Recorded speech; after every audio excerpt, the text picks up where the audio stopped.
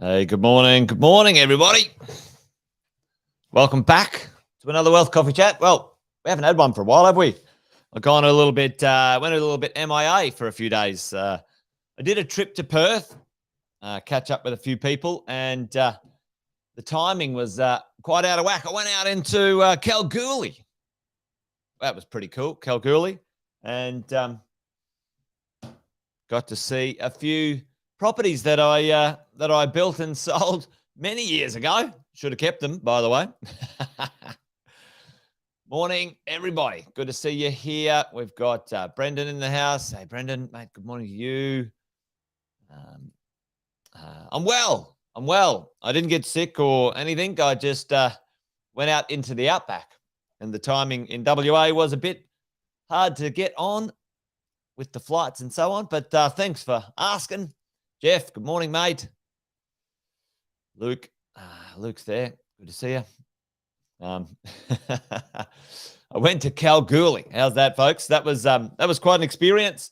Went down a mine, saw some drilling rigs. It was a lot of fun. I went with Andy Fenton. Morning, Deb. Morning, Danny. Hey, great to see you guys on this morning. We should be back to our normal programming. Over the next couple of weeks, I've got a pretty crazy schedule on. Lots of good things happening in my world. So you might see a few guest presenters on Wealth Coffee Chat. And I'll be doing a little travel. And travel's a little bit difficult to do the 10 past 8 thing. But you know what? I might even pre-record some. Who knows? But today we're live, folks. So fantastic to have you. Welcome along. Say hello in the chat if you're new. But Jay says right there, a while now. Wealth Coffee Chats, 10 past 8 each week, and we try and make some fear from fact, folks. What is real? What's the noise? When it comes to property investing in Australia, and try to make sure that we get the lowdown. We get the everyday analysis of what is happening. I've done this for well over 20 years, property invested myself and coached property investors and helped facilitate over 10,000. That's right, 10,000 property purchases. Along the way, learnt one or two things you would think doing that. So anyway, that's what we share each morning. And hopefully you find it useful. There you go, Brendan. Well, I tell you what, folks, it was pretty busy over there. The mining industry is absolutely blowing up, as in a good way, and lots happening in WA. Yes, a little bit of a sniff around for deals and opportunities. That is for sure. Brendan, I think WA is certainly one to watch. Lived in Kambalda. Yeah, we drove through Kambalda, actually. I did a few deals in Kambalda back in the day. Morning, Nev. Good to see you. Hey, today I wanted to talk about something, and now it was a request, maybe from one of you, maybe from Brendan.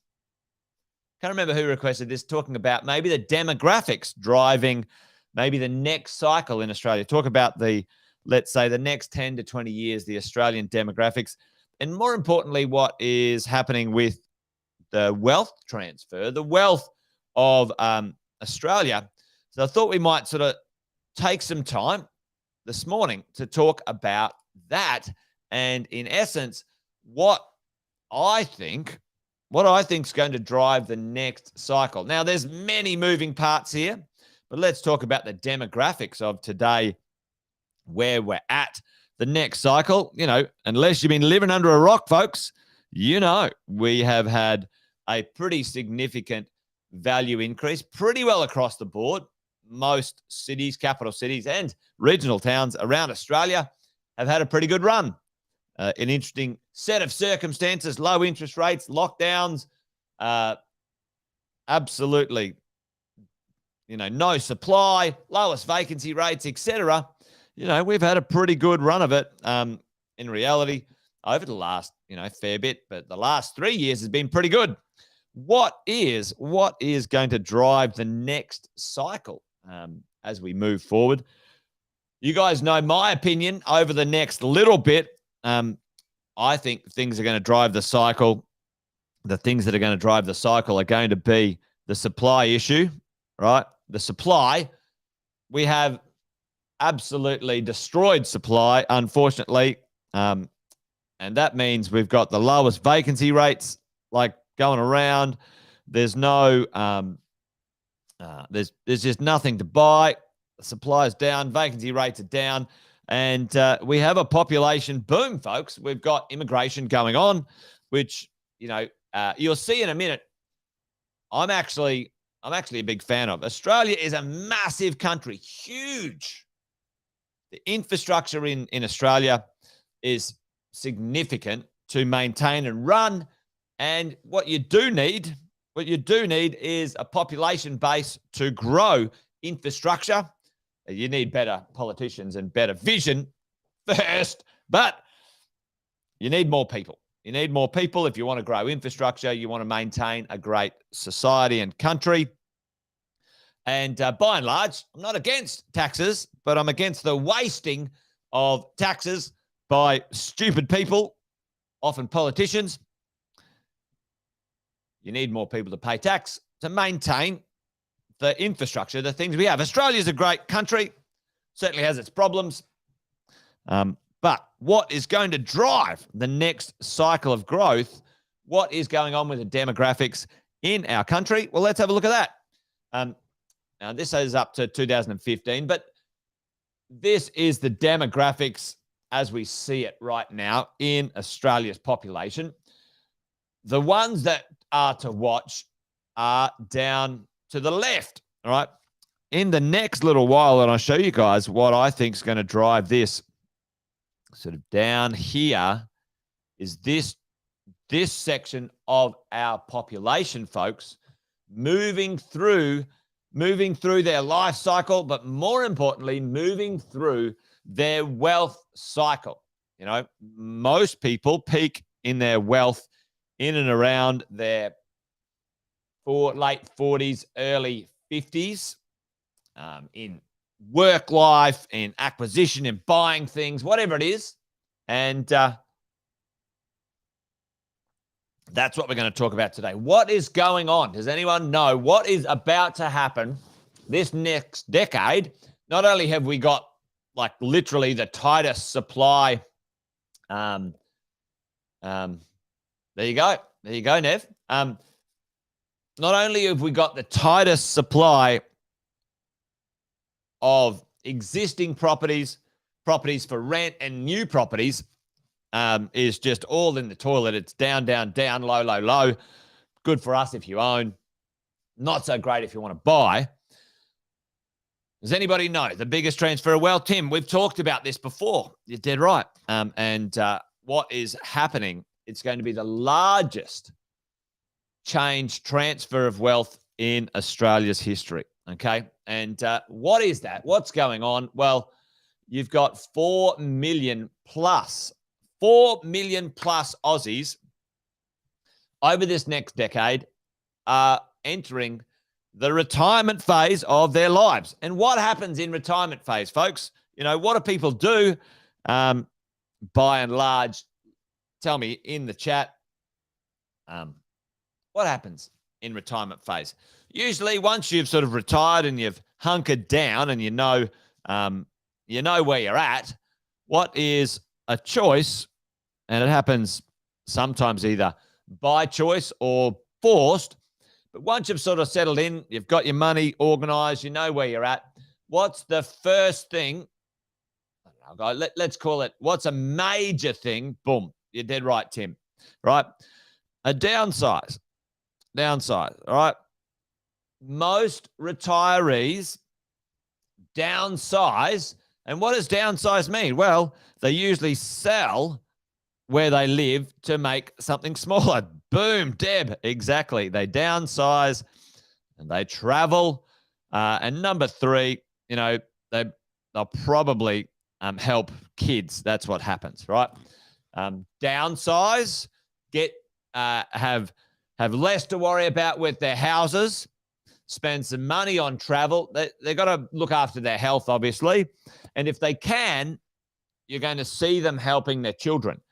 And by and large, a lot of these downsizers are going to be downsizing from, modest properties, but worth a lot of money. You go to Sydney and, a very simple, modest property, 3 bedrooms, red brick, not very fancy, $1.5, $2 million. Like, well, blow your mind. And most of them are going to be debt-free. That money's going to be tax-free. What's going to happen? They're going to distribute that money out into the marketplace. And it's going to be an exciting time. It's going to be pretty interesting to see what goes on here, because by and large, Aussies, are among, and even after this little adjustment, this was about 9 months ago, this article, Australians, in the top wealthiest in the world, folks. Now, many of us might not be feeling that right now when it comes to what's happened in recent times with the RBA putting up their interest rates and so on. But by and large, I'm going to show you something in a minute in perspective. The average Aussie sits in a pretty special place when it comes to the wealth of the world. Per adult, I think we've dropped down a bit here, but look at this. The median wealth per adult,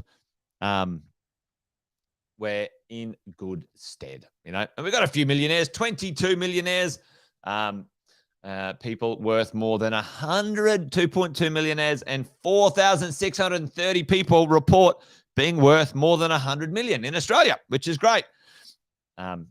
Great place to live.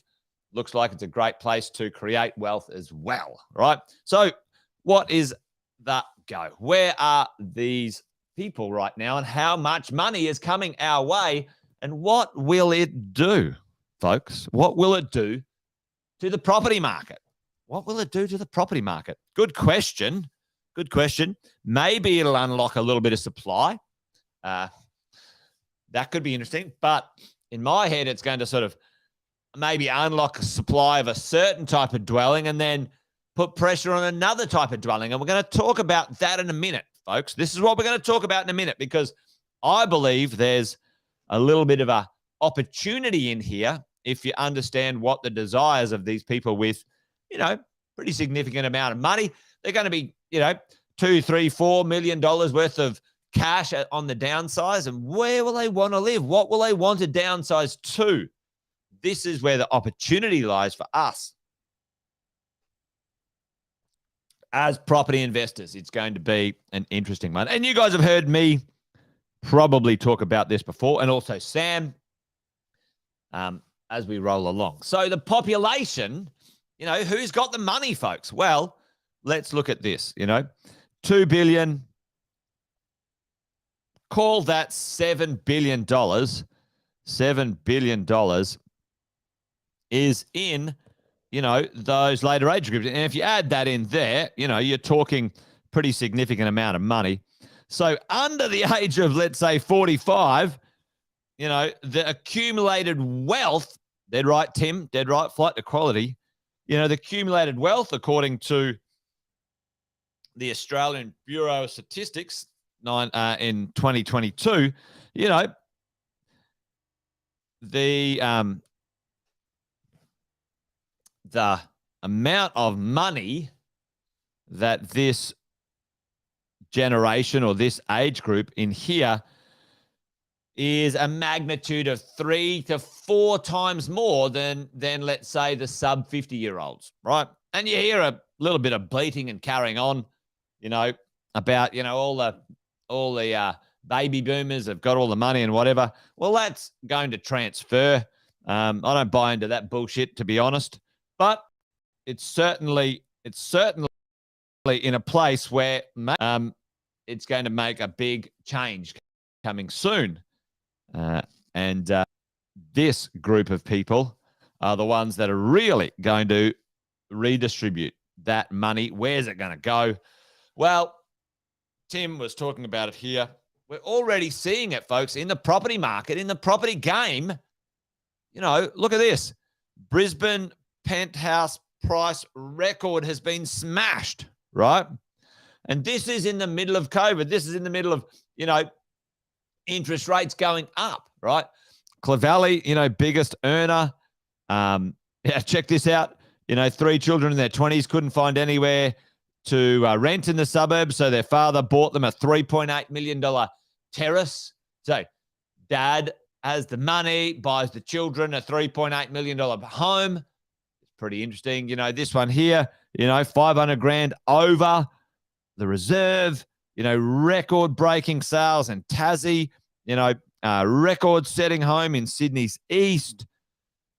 Folks, and these are just some examples about flight to quality, Tim, where the money's going. And these are some extreme examples at the top end of the property market.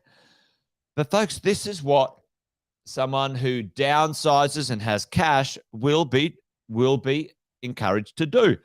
And here's where I reckon it's going to land, right? Not only is it flight to quality, it's never been more important right now to have a high quality piece of real estate in your portfolio when it comes to catching this wealth transfer, this downsizer wealth transfer. But for my money, folks, it's going to be, tell me in the chat, I've given it away. It's going to be apartments, units, low maintenance real estate that will be the big winner of this downsized transfer. That's my call. Tell me, team, folks, in the chat, let me know. What do you reckon? What type of unit / type of property do you think I'm going to be betting on? Maybe you might be betting on. Tell me in the chat, what's the most undersupplied apartment type in the market?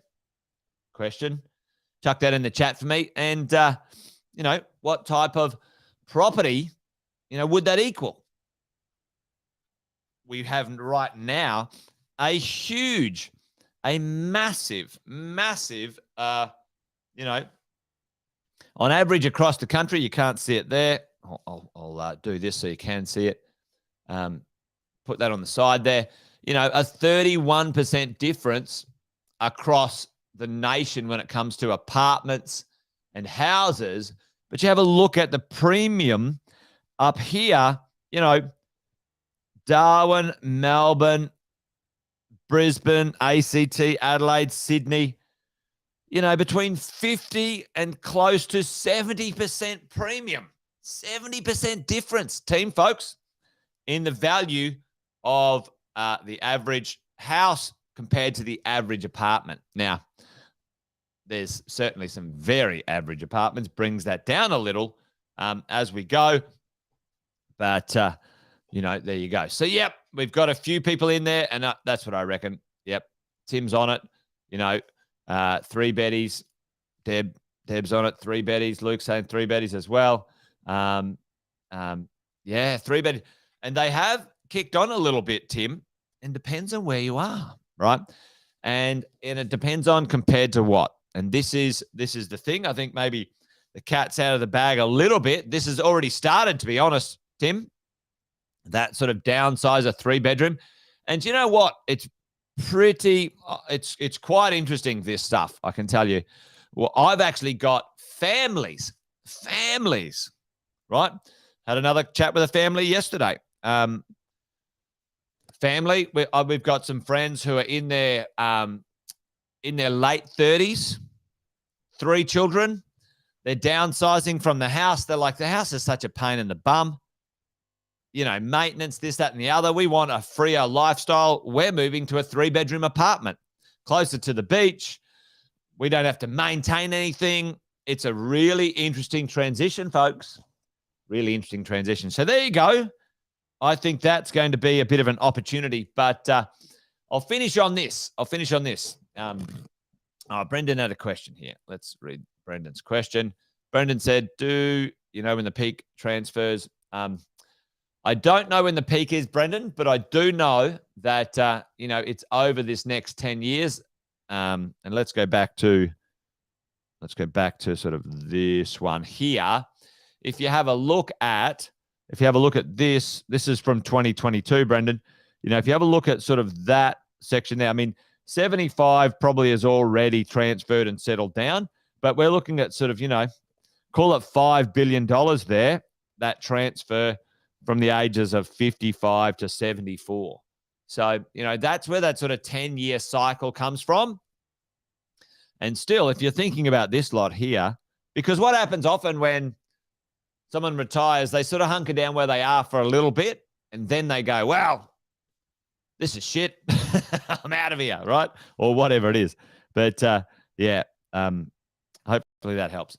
But listen, I'm going to finish with this one because this really puts it in perspective for me and a lot of us too. I'll go back. Quick question. If anyone, we've gone over a little bit, but quick question for you. I'll do it straight up. This is really interesting. If you have a wealth of over $1 million, right? $1 million in Australia. So that's not too difficult. Now, I think this is a net wealth, but, let's say you might own a house and then an investment property and some other things, and your wealth, your value is over $1 million. Now, you've got some debt against that, all right? You are part, look at this, folks. You are part of the 1.1% of the world. This is mind-blowing. This is really interesting. 1.1% of the world holds 45% of the world's wealth. There you go. Mind-blowing. What? There you go. Anyway, hopefully that made some sense today. Hopefully that was useful. What's the takeaway, folks? The takeaway is this. Over the next 10 years, there's a lot going on. A lot going on. Fundamentally, underlying it all, people need places to live. And more importantly, people with money, people who are going to rent, people who are going to buy, people who are going to drive value, drive the wealth, drive the price of properties, drive the price of rents, want nicer places to live. And the downsizers are going to be a force to be reckoned with and probably demand some things. And if we're ahead of the game and if we're on the right side of the ledger for our goals, which is wealth creation through real estate, then maybe understanding what's coming is going to be very useful for you and I when it comes to creating our wealth. So there you go, folks. Wealth Coffee Chat done and dusted for today. Join me tomorrow for another one. If you're around, let's do it again. Around about 8:10. We will have another little Wealth Coffee Chat. Until then, folks, you guys take care. Remember, a couple of sayings around here. Buy well, don't sell. And then things a marathon, not a sprint. It takes time to get the wealth that you want. Take it easy. All right, folks, that's it. Adios. See you tomorrow. Bye-bye.